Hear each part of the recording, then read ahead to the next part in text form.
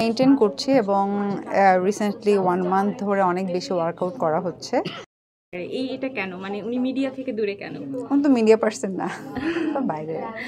না তারপরে হয় না যে অ্যাটেন্ড করা মুভি না, ও একদমই চায় না। ও আসলে আমাদের মিডিয়া কোনো প্রোগ্রামে, ও জাস্ট ওর লাইফ নিয়েই থাকতে চায়। প্রথম থেকে আমরা দেখে আসছি যে আপনার ফিটনেসের ক্ষেত্রে আপনি একই রকম রয়ে গেছেন, তো আসলে আপনি কি মেইনটেইন করেন নাকি?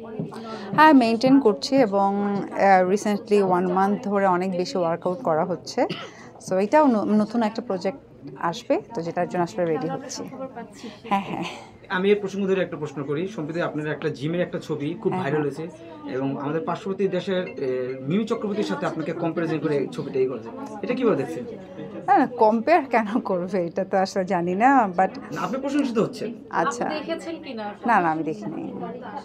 সো আমি এটা আসলে যেহেতু দেখিনি, ওটা নিয়ে আসলে বলা দুজন উচিত না। অভিনেতাকে যখন এই কি বলে পার্থক্য তুলনামূলক এইসব যে দাঁড় করা দেয়, তখন আসলে আপনার কি কি ফিল করেন আপনি একজন অভিনেতার সাথে, কারোর সাথে যদি আপনাদের তুলনা করা হয়?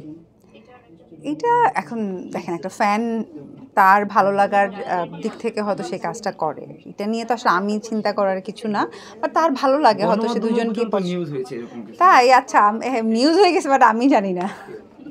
দুজনের নামেরও তো অনেকটা একটা রসিকার কম একটা আপনার কম, মধ্যে। হ্যাঁ। মিমি দুজনে মানে কাকে বেশি গর্জিয়াস লাগছে বা কে সবচেয়ে আই দুজনেই থিঙ্ক সবাই সবার জায়গা থেকে সবাই সবার মতো সুন্দর। Thank you. আপার একটা প্রশ্ন, 2025 সাল নিয়ে আপনার পরিকল্পনা বলেন, 24 তো গেল।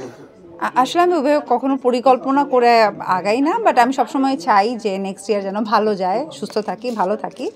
সো ওইটার দিকে বেশি ফোকাস কি কি সুসংবাদ আসতে পারে আপনার থেকে?